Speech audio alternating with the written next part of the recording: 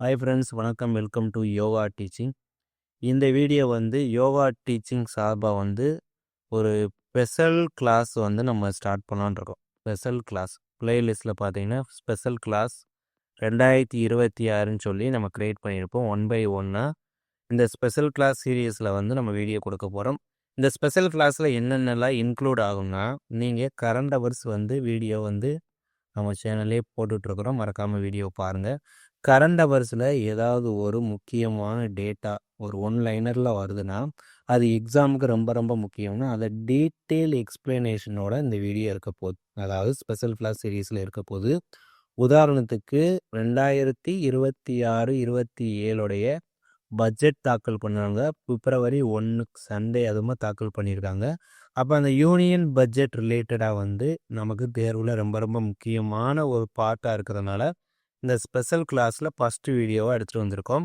இந்த video part 1, அதாவது இந்த யூனியன் பட்ஜெட் 2026க்கான கிளாஸில் பார்ட் 1 ஒரு ஃபஸ்ட்டு வீடியோவை நம்ம கொடுக்குறோம். இந்த பார்ட் 1ல் ஒரு சில பேசிக்கான கான்செப்டை பார்த்துட்டு பார்ட் 2ல் பார்த்தீங்கன்னா எக்ஸாம் பாயிண்ட் ஆஃப் வியூவில் நிறையா விஷயங்களை தெரிஞ்சுக்கிறப்போம். அதுக்காக பார்ட் 1 நீங்கள் இக்னோர் பண்ணக்கூடாது. இந்த பார்ட் 1 ஒரு பேசிக். இந்த பேசிக் தெரியாமல் நீங்கள் பார்ட் 2 புரியாது. அதை 1 by 1 உங்களுக்கு இமேஜ் வச்சு நான் நடத்தி கொடுக்குறேன். ஸோ நீங்கள் யூஸ்ஃபுல்லாக பயன்படுத்திக்கலாம். இந்த பட்ஜெட்டை கண்டிப்பாக சொல்கிறேன்.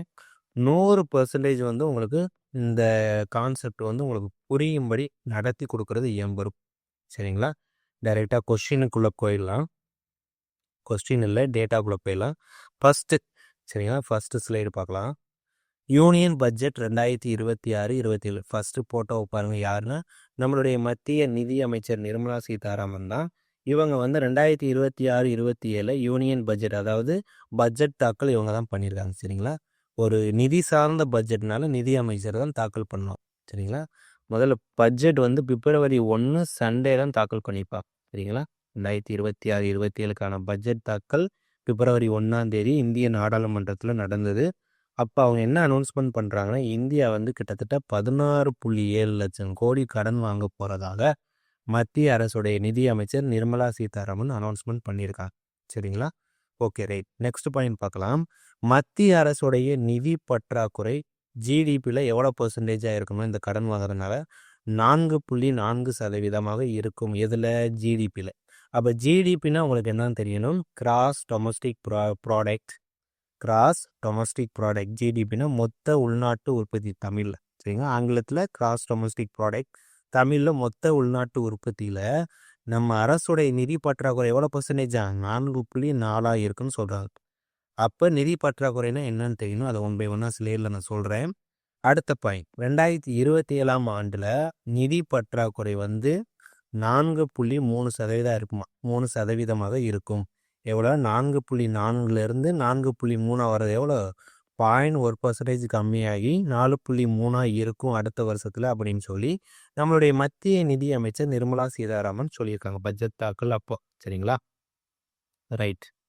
அடுத்து பட்ஜெட்டுன்றீங்களாப்பா? முதல்ல பட்ஜெட்னா என்னப்பா? பட்ஜெட் சரிங்களா? இந்த பட்ஜெட்னா என்னென்னா வேறு ஒன்றும் இல்லை. அரசு என்ன பண்ணுன்னா, ஒரு வருஷத்துக்கு தேவையான வருவாய், அதாவது இன்கம், செலவுக்கு ஆங்கிலத்தில் நோட் பண்ணிக்கிங்க எக்ஸ்பெண்டிச்சர். வருவாய்ன்றது இன்கம், இது உங்களுக்கு தெரியும். சரிங்களா? செலவுக்கு மட்டும் நோட் பண்ணிக்க. எக்ஸ்பெண்டிச்சர் ஆங்கிலத்தில் ஏன் தெரிஞ்சுக்கணும்? எக்கனாமிக்கலில் நிறைய ஆங்கில வார்த்தைகள் தெரிஞ்சுக்கணும். சரிங்களா? ஓகே. அப்போ அரசு ஒரு வருஷத்துக்கு தேவையான வரவு செலவுகளை முன்கூட்டியே திட்டமிடக்கூடிய ஒரு நிதி திட்டம் தான் இந்த பட்ஜெட். ஓகே, புரிஞ்சிருக்கும்னு நினைக்கிறேன். இப்போ உதாரணத்துக்கு நீங்கள் சம்பளம் ஒரு 10,000 வாங்குறீங்கன்னு வைங்களேன். உங்கள் ஃபேமிலியை ஒரு மாதம் நீங்கள் ரன் பண்ணணும். அப்போ ஒரு வீட்டு வாடகையாக இருக்கட்டும், கரண்ட் பில்லு கட்டுறதா இருக்கட்டும், பால் பாக்கெட் சொல்லி ஒரு பிளான் பண்ணுவீங்களே. அப்போ அரசு கவர்மெண்ட்டை ரன் பண்ணுறதுக்கு பணம் தேவை. எவ்வளோ வரவு வருது, எவ்வளோ செலவு வருது, நம்ம எவ்வளோ கடன் வாங்கணும்னு அவங்க பிளான் பண்ணி தான் இருக்கணும். அப்போனா தான் கவர்மெண்ட்டை ரன் பண்ண முடியும். சரிங்களா? இதுதான் பட்ஜெட். அப்போ பட்ஜெட்னா தெரிஞ்சிருப்பீங்க. சரிங்களா? புரிஞ்சிருக்குன்னு நம்புகிறேன். சரி, இந்தியாவில் பட்ஜெட் எப்போ தாக்கல் பண்ணுவாங்கன்னா, மத்திய அரசு ஒவ்வொரு ஆண்டும் பிப்ரவரி 1ஆம் தேதி தான் பட்ஜெட்டை தாக்கல் பண்ணுறாங்க. அப்போ பிப்ரவரி 1ன்றது சண்டே, அதுவுமா இந்த வருஷம் அமைஞ்சு போச்சு. அதாவது 2026, 27ஆன பட்ஜெட் தாக்கல் பார்த்தீங்கன்னா சண்டே, ஞாயிற்றுக்கிழமை அமைஞ்சது ஒரு கூடுதல் சிறப்பு. இந்திய வரலாற்றிலே ஃபஸ்ட் டைமாக ஞாயிற்றுக்கிழமை பட்ஜெட்டை தாக்கல் பண்ணியிருக்காங்க நிதியமைச்சர். சரிங்களா? இதை எங்கே பண்ணுறாங்கன்னா இந்திய நாடாளுமன்றம், அதாவது பார்லிமெண்ட் ஆஃப் இந்தியா, இந்திய நாடாளுமன்றத்தில் தான் நிதி அமைச்சர் வந்து இந்த பட்ஜெட்டை தாக்கல் பண்ணியிருக்காங்க. சரி, ரைட்டுங்க. பட்ஜெட்னா என்ன, பட்ஜெட்டை எந்த தேதியில் தாக்கல் பண்ணி எல்லாம் சொல்லிட்டீங்க. இதனால் நாட்டுக்கு என்னப்பா கிடைக்க போகுது அப்படின்னா அடுத்த ஸ்லைடில் வச்சுருக்கேன். பட்ஜெட்டோடைய நோக்கம்னா என்னன்றதை பார்த்துலாம். பட்ஜெட்டோட நோக்கம்னா இப்படி பிளான் பண்ணும்போது நாடு வந்து வளர்ச்சி அடையும். இப்போ நீங்கள் மாத சம்பளம் வாங்குறீங்க, பிளான் பண்ணுறீங்க, ஒரு குறிப்பிட்ட அமௌண்ட்டை சேவ் பண்ணி அதனால் உங்கள் ஃபேமிலி எப்படி க்ரோ ஆகுதோ, இது அரசு கவர்மெண்ட்டை ரன் பண்ணும்போது பிளான் பண்ணி ஒரு பட்ஜெட்டை பண்ணுறது அது நாட்டுடைய வளர்ச்சிக்காகவும் வேலை வாய்ப்பை அதிகரிக்கப்படுத்துவதற்காகவும் நிறைய பேருக்கு வேலைகளை புதிய புதிய திட்டங்கள் சார்ந்து நம்ம கொண்டு வரும்போது வேலை வாய்ப்பும் அதிகரிக்கும், நாட்டுடைய வளர்ச்சியும் அதிகரிக்கும், வறுமை வந்து குறைக்கப்படும். ஏன்னா ஒரு வேலை வாய்ப்பு உருவாகும் போது அவன் சம்பாதிப்பான், அவன் வீடு வாசல் கட்டுவான், அவனுடைய வாழ்க்கை க்ரோ ஆகிற மாதிரி நாட்டுடைய பொருளாதாரமும் க்ரோ ஆகும். பொருளாதாரத்தில் நம்ம நாடு ஒரு வலிமை மிகுந்த நாடாக மாறும். அப்போ பொருளாதாரத்தில் ஒரு நிலைத்தன்மை ஏற்படும்ன்றதான் இந்த பட்ஜெட்டோடைய நோக்கமாக பார்க்கப்படுது. சரிங்க, ரைட். அடுத்த ஸ்லைட் போகலாமா? ரைட். பிஸ்கல் டெபிசிட் சொல்கிறீங்களா, அதாவது எஃப்டி. சரிங்களா? அப்படின்னா என்னென்னா நிதி பற்றாக்குறை, ஆங்கிலத்தில் பிஸ்கல் டெபிசிட். அப்படி ஒன் பை ஒன்னாக பார்த்துலாம். ஒரு அரசு வந்து ஒரு வருடத்தில் சம்பாதிக்கக்கூடிய வருவாயை விட அதிகமாக செலவு செய்தால் அதில் உருவாகக்கூடிய வித்தியாசம்தான் இந்த நிதி பற்றாக்குறை. இந்த பாயிண்ட் புரியலாம். அடுத்த பாயிண்ட் நோட் பண்ணுங்க. அரசுடைய செலவு எப்பயுமே பெருசாக இருக்குது, வருவாயை விட அரசு செலவு அதிகமாக இருக்கிறது. இந்த பாயிண்ட் புரியலையா? கீழே வாங்க. நிதி பற்றாக்குறைன்னா என்ன? அரசுடைய மொத்த செலவு மைனஸ் வருவாய். இந்த 3 பாயிண்ட்டுமே புரியலைன்னா இந்த இமேஜில் வந்து உங்களுக்கு எக்ஸ்பிளனேஷன் ப்ராப்பராக கொடுத்துருக்கேன். வருவாய் வந்து உதாரணத்துக்கு இது 100 வைங்க, செலவு 130 வைங்க. அப்போ இந்த பொருட்கள் வந்து வருவாய் 100, செலவு 130. அப்போ வரவை விட செலவு வந்து அதிகமாக இருக்கிறது தான் நிதி பற்றாக்குறை. அந்த டிஃப்ரென்ஸ் தான் 30 போட்டிருக்குன்னா நிதி பற்றாக்குறைனா மொத்த செலவு மைனஸ் வருவாய். செலவு அதிகமாக இருக்குது ஆனால் இன்கம் கம்மியாக இருக்குது, அதைத்தான் நிதி பற்றாக்குறைன்னு சொல்கிறோம். சரிங்களா? பிஸ்கல் டெபிசிட் ஆங்கிலத்தில் நோட் பண்ணிக்கோங்க. டெபிசிட். ஓகே. நிதி பற்றாக்குறை எவ்வளோ பர்சன்டேஜ் இருக்கும்? நம்ம ஃபஸ்ட்டு சிலையிலே பார்த்தோம் பார்த்தீங்களா, எவ்வளோ போட்டிருந்துச்சு? 4.4% போட்டிருக்கு. அப்போ பிஸ்கல் டெபிசிட்டோடைய அந்த அந்த அளவுகோல் எவ்வளோ இருக்கணும்னா பாதுகாப்பான அளவுன்றது 3% இருக்கணும். சரிங்களா? அப்போ நமக்கு 4.4% இருக்குது, அப்போ நம்ம நிறையா கடன் வாங்குகிறோமோ அப்படின்லாம் இல்லை. 4.4ன்றது ஒரு சேஃபான ஜோனு தான். ஓகே, சமாளிக்கக்கூடிய ஒரு ரேஷியோ தான், ஒரு பெர்சன்டேஜ் தான். ரைட். அப்போ 3% வந்து ஒரு மத்திய அரசு வந்து இலக்காக வந்து ஃபிக்ஸ் பண்ணுவாங்க. 3%குள்ளே மெயின்டைன் பண்ணணும். எடுத்தவங்கலாம் 3% கொண்டு வந்துட முடியாது, கொஞ்சம் கொஞ்சமாக தான் கொண்டு வர முடியும். சரிங்களா? அப்போ நிதி பற்றாக்குறை 3%, ஜிடிபியில் 3% இருக்கிறது சேஃப் ஜோன். எதனால் சேஃப் ஜோனுன்னா இப்படி இருக்கிறதுனால கடன் சுமை வந்து நமக்கு அதிகரிக்காது, பொருளாதாரத்தில் ஒரு நிலைத்தன்மை காக்கப்படும். இதனால் வட்டியோடைய செலவு வந்து நம்மளுடைய கட்டுப்பாட்டில் இருக்கும்.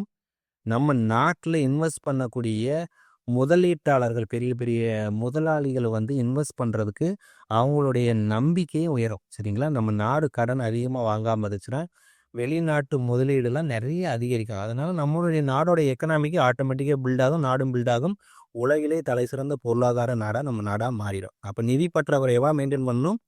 3% இருந்தால் பெட்டர். பட் 4.4ன்றது பெரிய ப்ராப்ளம் இல்லை, 5க்கு மேலே தாண்டிடக்கூடாது. சரிங்களா? அதான் ரொம்ப டேஞ்சர் ஜோனாக மாறிடும்.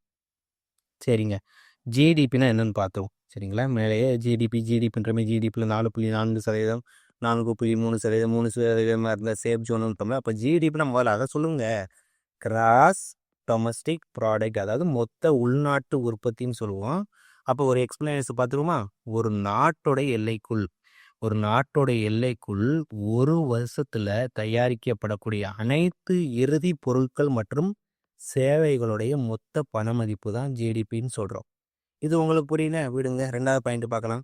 ஒரு நாட்டுடைய பொருளாதார அளவை அளக்கக்கூடிய முக்கியமான அளவுகோல் தான் ஜிடிபி. அப்போ ஜிடிபியை வச்சு தான் ஒரு நாட்டுடைய எக்கனாமிக்கல் லெவலே இருக்குது.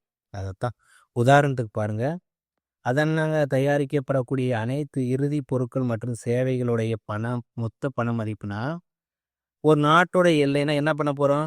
விவசாயம் சார்ந்த உற்பத்தி பண்ணுவோமா? அரிசி, கோதுமை நம்ம நாட்டில் தயாரிக்கிறது, தொழிற்சாலை என்ன பாருங்கள், ஃபேக்ட்ரியோட இமேஜ் கொடுத்துருக்கேன், தொழிற்சாலை உற்பத்தியாக. சேவைன்னு வரும்போது பாருங்கள், பேங்கு, ஹாஸ்பிட்டல், மருத்துவமனை, கல்வி சார்ந்த விஷயங்கள் தான் அழகாக உங்களுக்கு இமேஜ் கொடுத்துருக்கேன். இதில் வரக்கூடிய இன்கம்லாம் இருக்கும் பார்த்தீங்களா, இந்த உற்பத்தியிலேருந்து வரக்கூடிய மொத்த மதிப்பு பார்த்தீங்களா, ஜிடிபி பாருங்கள். இந்த பாயிண்ட்டை பாருங்கள், சேவைகளுடைய மொத்த பண மதிப்பு. அப்போ விவசாயம் சார்ந்தது, தொழிற்சாலை சார்ந்தது, சேவை துறையாக பார்க்கக்கூடிய வங்கி, மருத்துவம், கல்வி, இதில் வரக்கூடிய பணம், இது எல்லா அமௌண்ட்டையும் சேர்த்து வர ஒரு டோட்டல் வேல்யூ இருக்கு பார்த்தீங்கன்னா, இதுதான் ஜிடிபி. அப்போ திரும்ப ரீப்பன் இல்லாமல் ஒரு நாட்டோட எல்லைக்குள்ள ஒரு வருஷத்தில் தயாரிக்கக்கூடிய அனைத்து இறுதி பொருட்கள் மற்றும் சேவைகளுடைய மொத்த பண மதிப்பு தான் ஜிடிபி. சரிங்களா, இப்போ புரிஞ்சிருக்கும்னு நினைக்கிறேன். அடுத்து இந்த ஜிடிபியை எத்தனை முறைகளில் கால்குலேட் பண்ணலாம்? 3 முறைகள் சொல்கிறோம். ஜிடிபினா இப்போ தான் பார்த்தோம், கிராஸ் டொமஸ்டிக் ப்ராடக்ட். 3 முறை என்னென்னா, ஃபஸ்ட்டு உற்பத்தின்னு என்ன, ப்ரொடக்ஷன். சரிங்களா, ஆங்கிலத்தில் அப்படியே நோட் பண்ணுங்கள். அடுத்து வருமானத்தோட அடிப்படையில், அதாவது இன்கம் பேஸ்டு. அடுத்து செலவினத்தோட அடிப்படையில், ஆங்கிலத்தில் எக்ஸ்பெண்டிச்சர் நோட் பண்ணிக்கோங்க. அப்போ உற்பத்தினும் போது அனைத்து இறுதி பொருட்கள், சேவை மதிப்பு, அதாவது விவசாயம் சார்ந்து, தொழிற்சாலை சார்ந்து, சேவைத்துறை சார்ந்து பார்த்தோம். இதெல்லாம் உற்பத்தி. வருமானம் போது ஊதியம், லாபம், வட்டி, வாடகை எல்லாம் இதெல்லாம் வருமான அடிப்படையில் வந்துடும். செலவினம் பார்த்தா அரசு ஒரு இன்வெஸ்ட் பண்ணக்கூடியது, அரசுடைய செலவுகள், நிகர ஏற்றுமதி எல்லாமே செலவினங்கள். அப்போ இதில் நீங்கள் தெரிஞ்சுக்கோங்க, ஜிடிபியை கால்குலேட் பண்ணுறதுக்கு எவ்வளோ மெத்தடுனா ஒரு 3 மெத்தடுன்னு பார்க்குறோம். உற்பத்தி, வருமானம், செலவினம். சரிங்களா, இதில் ஒரு 8 ஸ்லைடு நம்ம பார்த்துருக்கோம். சரிங்களா, 1 by 1 ரீகேப் பண்ணிடலாமல் அந்த 8 ஸ்லைடு மட்டும். எவ்வளோ அமௌண்ட்டு நம்ம வாங்க போகிறோம் கடன்னா 16.7 லட்சம் கோடி. பட்ஜெட்னா என்ன, ஒரு வருஷத்துக்கு தேவையான வரவு செலவு திட்டமிடுறது பட்ஜெட்டு. இந்தியாவில் பட்ஜெட் எப்போ தாக்கல் பண்ணுறோன்னா பிப்ரவரி 1ஆம் தேதி தாக்கல் பண்ணுறோம். இது எங்கன்னா இந்திய நாடாளுமன்றத்தில் நிதி அமைச்சர் தான் தாக்கல் பண்ணுறாங்க. பட்ஜெட்டுடைய நோக்கம் நாட்டுடைய வளர்ச்சி, வேலைவாய்ப்பு அதிகரிப்பு, வறுமை குறைப்பு, பொருளாதாரத்தில் ஒரு நிலைத்தன்மை. நிதி பற்றாக்குறைனா ஃபிஸ்கல் டெபிசிட், அதாவது அரசுடைய வருமானம் கம்மியாக இருந்து செலவு அதிகமாக இருந்து அதான் ஃபிஸ்கல் டெபிசிட்னு சொல்லுவோம். அடுத்து நிதி பற்றாக்குறை சேஃப் ஜோன் எப்படின்னா 3% ஜிடிபியில் 3% இருந்தால் சேஃப் ஜோன்னு சொல்கிறோம். அடுத்து மொத்த உள்நாட்டு உற்பத்தினா ஒரு நாட்டு எல்லைக்குள்ளேயே தயாரிக்கப்படக்கூடிய அனைத்து இறுதி பொருட்கள் மற்றும் சேவைகளுடைய மொத்த பண மதிப்பு தான் இந்த மொத்த உள்நாட்டு உற்பத்தி ஜிடிபின்னு சொல்கிறோம். சரிங்களா, ஜிடிபியை கால்குலேட் பண்ணுற 3 மெத்தட் என்னென்னது, உற்பத்தி மதிப்பின் அடிப்படையில், வருமானத்தோட அடிப்படையில், செலவினத்தோட அடிப்படையில் ஒரு 3 மெத்தடை பார்த்துருக்கோம். சரிங்களா, இந்த ஜிடிபியை கால்குலேட் பண்ணுறதுக்கு ஒரு ஃபார்முலா நோட் பண்ணிக்கோங்க. கேட்கலாம் தேர்வில் கொஸ்டின் எந்த வகையில் வேணால் டஃப்னஸ் கூட்டலாம். ஸோ அதனால் எல்லா வகையிலையும் நம்ம ரெடியாக இருக்கணும். ரைட்டுங்களா, ஓகே. ஜிடிபியோடைய formula C+I+G+X-M. அப்படின்னா என்னென்னா, சினா கன்சியூம்ஷன், அதாவது நுகர்வு, I ஃபார் இன்வெஸ்ட்மெண்ட், முதலீடு, G ஃபார் கவர்மெண்ட் எக்ஸ்பெண்டிச்சர் உங்களுக்கு தெரியும், செலவு. அப்போ கவர்மெண்ட் எக்ஸ்பெண்டிச்சர்னால் அரசுடைய செலவு. X-M, எக்ஸ்னா எக்ஸ்போர்ட், அதாவது ஏற்றுமதி. இம்போர்ட், M ஃபார் இம்போர்ட் இறக்குமதி. இதுதான் ஃபார்முலா. இப்படி தான் நம்ம கால்குலேட் பண்ணணும். சரிங்களா, ஆல்ரெடி ஜிடிபியை பற்றி நம்ம போன ஸ்லைட்லேயே பார்த்தோம். சரிங்களா, இந்த ஃபார்முலா அப்படியே மக்கப் பண்ணிக்கோங்க. C+I+G+X-M எல்லாமே சிம்பிள் ப்ளஸ்லேயே தான் வரணும். சரிங்களா, இது மட்டும் ப்ராக்கெட்டில் X-M, அதாவது ஏற்றுமதி மைனஸ் இறக்குமதி. ரைட், இந்தியாவில் ஜிடிபியை கால்குலேட் பண்ணுறதுக்கு ஒரு அமைப்பு இருக்குது. அந்த அமைப்பு தெரிஞ்சுக்கணும். சரிங்களா, ஜிடிபின்றாங்களே, இந்த புள்ளி விவரங்களை யார் வெளியிடுறாங்கன்னா தேசிய புள்ளியியல் அலுவலகம், அதாவது NSO ஆங்கிலத்தில் நேஷனல் ஸ்டாட்டிஸ்டிக்கல் ஆஃபீஸ், அதாவது தேசிய புள்ளியியல் அலுவலகம் தான் இந்த ஜிடிபின்ற அப்டேட்டை கொடுப்பாங்க. இந்த புள்ளி விவரங்கள், தகவல்கள், டேட்டா எல்லாமே NSO தான் ரிலீஸ் பண்ணுவாங்க. வெளியிடக்கூடிய அமைப்புன்னு கேட்டால் தேசிய புள்ளியியல் அலுவலகம். இது எப்போ தொடங்கப்பட்டாங்கன்னா மே 23, 2019. சரிங்களா, நோட் பண்ணிக்கோங்க. தேசிய புள்ளியியல் அலுவலகம் தொடங்கப்பட்ட ஆண்டுனா 2019 மே 23. இதனுடைய ஹெட் குவார்ட்டர், அதாவது தலைமையகம் எங்கே இருக்குதுன்னு பார்த்தீங்கன்னா புதுடெல்லியில் இருக்குது. சரிங்களா, இந்த தேசிய புள்ளியியல் அலுவலகம் எந்த அமைச்சகத்தின் கீழே செயல்படுன்னு சொல்லி ஸ்டேட்மெண்ட் வைஸ் கூட கேட்கலாம். அதையும் நோட் பண்ணிக்கோங்க. புள்ளியியல் மற்றும் திட்ட அமலாக்க அமைச்சகத்தின் கீழ் செயல்படப்படுகிறது. அப்போ அதை ஆங்கிலத்திலையும் தெரிஞ்சுக்கோங்க. Ministry of statistics and programme implementation தான் இதனுடைய அமைச்சகம். ஓகே, அப்போ தேசிய புள்ளியியல் அலுவலகம் தான் இந்த ஜிடிபியை ரிலீஸ் பண்ணுவாங்க. ரைட், அடுத்து கொஞ்சம் வரலாறு சார்ந்த டேட்டாவும் தெரிஞ்சுக்கணும். ஒரு வரலாற்றில் இந்தியாவில் பட்ஜெட் எப்படிலாம் ஃபார்மேட்டில் வந்திருக்கு, யார் யாரெல்லாம் தாக்கல் பண்ணியிருக்காங்க அப்படி அப்டேட்டும் தெரிஞ்சுக்கணும். ஹிஸ்டாரிக்கலான பேக்ரவுண்டும் நம்ம தெரிஞ்சுக்கணும். சரிங்களா? அப்போ இந்தியாவில் முதல் பட்ஜெட் வந்து 1860 வந்து ஜேம்ஸ் வில்சன் அவங்க தான் பட்ஜெட் தாக்கல் பண்ணியிருப்பாங்க. என்னப்போ 1860னா அது யாருடைய காலகட்டமாக கீழே பாருங்கள் 3வது பாயிண்ட். இது பிரிட்டிஷ் ஆட்சி காலத்தில் தாக்கல் செய்யப்பட்டது. கேட்கலாம், இந்தியாவுடைய முதல் பட்ஜெட் பிரிட்டிஷ் ஆட்சி காலத்தில் யார் தாக்கல் பண்ணாங்களா 1860 ஜேம்ஸ் வில்சன் அவங்க தான் சமர்ப்பித்திருப்பான். ஓகே இந்தியாவில் முதல் பட்ஜெட் தெரிஞ்சுக்கிட்டீங்க. அப்போ அடுத்து சுதந்திர இந்தியாவில் முதல் பட்ஜெட் யார் தாக்கல் பண்ணியிருக்காங்க அப்படின்னு பார்த்தீங்கன்னா ஆர்கே சண்முகம் செட்டி அவங்க தான் சுதந்திர இந்தியாவுடைய முதல் பட்ஜெட் தாக்கல் பண்ணியிருப்பாங்க. பார்த்துக்குங்க, 26 நவம்பர் 1947. ஆகஸ்ட் 15 1947 வந்து இண்டிபெண்டன்ஸ், அதாவது சுதந்திரம் அடைஞ்சிருப்போம். அப்போ செப்டம்பர் அக்டோபர் நவம்பர் 26 சுதந்திர இந்தியாவுடைய முதல் பட்ஜெட் தாக்கல் பண்ணவங்க ஆர்கே சண்முகம் செட்டி அவங்களாம் நிதியமைச்சராக இருந்திருப்பா. 26 நவம்பர் 1947. இதெல்லாம் ஹிஸ்டாரிக்கல் பேக்ரவுண்ட், இதெல்லாம் தெரிஞ்சுக்கணும், ஸ்கிப் பண்ணிடக்கூடாது. சரி ரைட்டுங்க. இந்தியாவுடைய முதல் பட்ஜெட் சொல்லிட்டீங்க, சுதந்திர இந்தியாவுடைய முதல் பட்ஜெட் யார் தாக்கல் பண்ணாங்க ஆர்கே சண்முகம் செட்டின்னு சொல்லிட்டீங்க. அப்போ முதல் குடியரசு இந்தியாவுடைய பட்ஜெட் யார் தாக்கல் பண்ணாங்க? குடியரசு தினம் வந்து 1950 ஜனவரி 26. சரிங்களா? அப்போ 1950-51 காலகட்டத்தில் யார் பட்ஜெட் தாக்கல் பண்ணாங்கன்னா ஜான் மாதாய் அவங்க தான் பட்ஜெட் தாக்கல் பண்ணியிருப்பாங்க. சரிங்களா? ஒரு ரீகேப் பண்ணிக்கலாம்.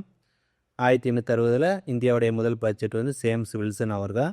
சுதந்திர இந்தியாவுடைய முதல் budget November 26 1947 R K Shanmukham Chetty அவங்க தான். அடுத்து முதல் குடியரசு இந்தியாவுடைய பட்ஜெட் தாக்கல் யார் பண்ணாங்கன்னா ஜான் மாதாய் அவங்க தான். சரிங்களா? அதெல்லாம் நோட் பண்ணிங்க, இதெல்லாம் எக்ஸாம் பாயிண்ட் ரொம்ப ரொம்ப முக்கியம். ஒரு டாபிக் எடுத்துகிட்டால் தெளிவாக உங்களுக்கு நடத்தி கொடுக்குறதுல தான் நான் ரொம்ப கான்சன்ட்ரேட் பண்ணி கொஞ்சம் சோர்ஸ்லாம் ரெடி பண்ணி நோட் பண்ணியிருக்கேன். சரிங்களா? நம்ம வீடியோ கரெக்டாக ஃபாலோ பண்ணிக்கும், கரெக்டாக அடிச்சிடலாம், ஸ்கோர் பண்ணிடலாம். சரிங்களா? அடுத்து சரிங்க, பட்ஜெட்னு சொல்கிறீங்க, அதிகமாக தாக்கல் பண்ணவங்க இருப்பாங்களே அவங்க யாருன்னா மொரார்ஜி தேசாய். ப்ரீவியஸாக வந்து பிரைம் மினிஸ்டராக இருந்திருப்பாங்க. இவரை பற்றி ஒரு இம்பார்ட்டண்டான நியூஸ் சொல்கிறேன். அதிக பட்ஜெட்னால் இப்போ எவ்வளோ டைம் வந்து இந்த நிதி பட்ஜெட்டை தாக்கல் பண்ணியிருக்காங்க? 10 டைம், கிட்டத்தட்ட 10 டைம் வந்து இந்த பட்ஜெட் தாக்கல் பண்ணவங்க யார்? அதிக முறை பட்ஜெட் தாக்கல்னு கேட்கலாம், 10 முறை யார் பண்ணாங்கன்னு கேட்கலாம், எப்படி வேணாலும் கேட்கலாம். யாருங்க? மொரார்ஜி தேசாய். ஃபினான்ஸ் மினிஸ்டராக இருந்திருப்பாங்க, நிதி அமைச்சராக இருந்திருப்பாங்க. நிதி அமைச்சராக இருந்து பிரதமராக பதவியேற்றவங்க இவங்க ஒருத்தவங்க தான், மொரார்ஜி தேசாய். அது வந்து ஒரு கூடுதல் சிறப்பு. அப்போ 10 முறை பட்ஜெட் தாக்கல் பண்ணியிருக்காங்க. அப்போ அவங்களுடைய போஸ்டிங் நிதி அமைச்சராக இருந்திருக்காங்க மொரார்ஜி தேசாய். அதுக்கப்புறம் 1977 79 கிட்டத்தட்ட 2 ஆண்டுகள் வந்து பிரைம் மினிஸ்டர், இந்தியாவுடைய பிரைம் மினிஸ்டராக இருந்திருக்காங்க. அப்போ மொரார்ஜி தேசாய் அவர்கள் வந்து நிதி அமைச்சராக இருந்து பிரதமராக பதவியேற்றவங்கன்னு கேட்கலாம். ஸோ யாருங்க? மொரார்ஜி தேசாய். ரைட்டு. அடுத்து கடைசி டேட்டா, இந்தியாவுடைய பெண் நிதி அமைச்சர். ஸோ 2 ஃபோட்டோ வச்சுருப்பேன், நோட் பண்ணிக்கோங்க. இந்திரா காந்தி அவர்கள் இந்தியாவுடைய பெண் நிதி அமைச்சர். இவங்களை பற்றி டேட்டா பார்த்துடலாம். பிப்ரவரி 28 1970, அதாவது பிப்ரவரி 28 1970 வந்து நாடாளுமன்றத்தில் பட்ஜெட் தாக்கல் பண்ணியிருப்பாங்க. இவங்க நிதி சார்ந்த பட்ஜெட் தான் தாக்கல் பண்ணியிருப்பாங்க. இந்தியாவுடைய முதல் பெண் நிதி அமைச்சர் யாருன்னு பார்த்தீங்கன்னா இந்திரா காந்தி அவர்கள். நீங்கள் நிர்மலா சீதாராமன் போட்டக்கூடாது. நிர்மலா சீதாராமனை பற்றி அவங்கள பற்றி ஒரு டேட்டா சொல்கிறேன். இந்தியாவுடைய முதல் பெண் நிதி அமைச்சர்னா இந்திரா காந்தி அம்மா தான் வருவாங்க. ஏன்னா இவங்க பிரைம் மினிஸ்டராக இருந்த காலத்தில், பிரதமராக இருந்த காலத்தில் கூடுதல் பொறுப்பாக வந்து இந்த நிதி சார்ந்த அமைச்சக, அதாவது அந்த துறையும் பார்த்துருப்பாங்க. அப்போ இந்தியாவுடைய முதல் பெண் நிதி அமைச்சர்னா இந்திரா காந்தி அவங்க. இந்தியாவுடைய முழு நேர முதல் பெண் நிதி அமைச்சர்னா நிர்மலா சீதாராமன் அவங்க. சரிங்களா? அவங்க பிரைம் மினிஸ்டராக இருந்து கூடுதலாக நிதித்துறையை பார்த்ததுனால அவங்க இந்திரா காந்தி அம்மா அவங்கள வந்து இந்தியாவுடைய முதல் பெண் நிதி அமைச்சர்னு சொல்கிறோம். இந்தியாவுடைய முழு நேர முதல் பெண் நிதி அமைச்சர்னா நிர்மலா சீதாராமன் அவங்க. சரிங்களா? ஆப்ஷனை பார்த்து போட்டுக்கலாம். ரைட்டு. நிர்மலா சீதாராமன் அவங்க வந்து மத்திய நிதி அமைச்சராக எப்போ பதவி ஏற்கிறாங்கன்னா மே 31 2019. சரிங்களா? மே 31 2019 முதல் மத்திய நிதி அமைச்சராக வந்து பொறுப்பேற்கிறாங்க. சரிங்க. நடப்பாண்டில் 2026-27 காலகட்டத்தில் நிதியாண்டுக்கான பட்ஜெட் தாக்கல் எத்தனாவது டைம் பண்ணுறாங்கன்னா தொடர்ந்து 9வது முறையாக தாக்கல் பண்ணுறாங்க. இதுக்கு முன்னாடி என்ன பார்த்தோம், 10 முறைன்றது மொரார்ஜி தேசாய். அப்போ நெக்ஸ்ட் டைம் அதாவது நெக்ஸ்ட் டைம் நிர்மலா சீதாராமன் பண்ணாங்கன்னா மொரார்ஜி தேசாயை பீட் பண்ண மாட்டாங்க, ஈக்குவல் ஆகிடும். ஸோ மொரார்ஜி தேசாய் 10 டைம் தாக்கல் பண்ணியிருப்பாங்க. அடுத்த டைம் பண்ணாங்கன்னா நிர்மலா சீதாராமன் 10 ஈக்குவல் பண்ணுவாங்க. சரிங்களா? இந்தியாவுடைய முழு நேர முதல் பெண் நிதியமைச்சர் இவங்க தான். எப்போ நிதியமைச்சராக பதவியேற்றிருப்பாங்க? மே 31, 2019. அவ்வளோதான் ஃப்ரெண்ட்ஸ். இது வந்து பார்ட் ஒரு வீடியோ. சரிங்களா? அதாவது மத்திய பட்ஜெட் 2026க்கான பார்ட் 1க்கான வீடியோ இதுதான். சரிங்களா? அடுத்து பார்ட் 2, பார்ட் 3, மேக்ஸிமம் பார்ட் 3க்குள்ளே வந்து உங்களுக்கு பட்ஜெட்டை பற்றி முழுமையாக நான் கிளாஸ் நடத்தி கொடுத்துருவேன். நம்மளுடைய வீடியோ 20லேருந்து 25 மினிட்ஸ் தான் ஒவ்வொரு பார்ட் இருக்கும். தெளிவாக எக்ஸ்பிளைன் பண்ணியிருப்பேன். இந்த மாதிரி பிடிஎஃப் வந்து ரெடி பண்ணி ஒரு இமேஜ் செட் பண்ணி நடத்துகிறது யாருன்னு தெரியல. பட் நம்ம அகாடமியில் நம்ம இதை ஒரு எஃபோர்ட் எடுத்து பண்ணுறோம். உங்களுடைய சப்போர்ட்டு ரொம்ப ரொம்ப முக்கியம். தொடர்ச்சியாக நம்ம சேனலுக்கு ஆதரவு கொடுங்க. இன்னும் மென்மேலும் வந்து உங்களுக்கு தேவையான எக்ஸாமுக்கு குரூப் 1ஆக இருக்கட்டும், 2ஆக இருக்கட்டும், 4, போலீஸ், எஸ்சி எல்லா எக்ஸாமுக்கும் 1 by 1 கிளாஸ் நடத்துகிறோம். இது வந்து ஸ்பெஷல் கிளாஸ் சீரீஸில் வரும். அடுத்தடுத்து கரண்ட் அஃபேர்ஸ் வீடியோ நம்ம நடத்தி கொடுக்குறோம். நான் மறக்காமல் சேனலை சப்ஸ்கிரைப் பண்ணி சப்போர்ட் பண்ணுங்கள். அதுதான் நம்ம உங்கள்கிட்ட எதிர்பார்க்குறோம். Thank you so much. அடுத்த வீடியோவில் சந்திக்கலாம். நன்றி.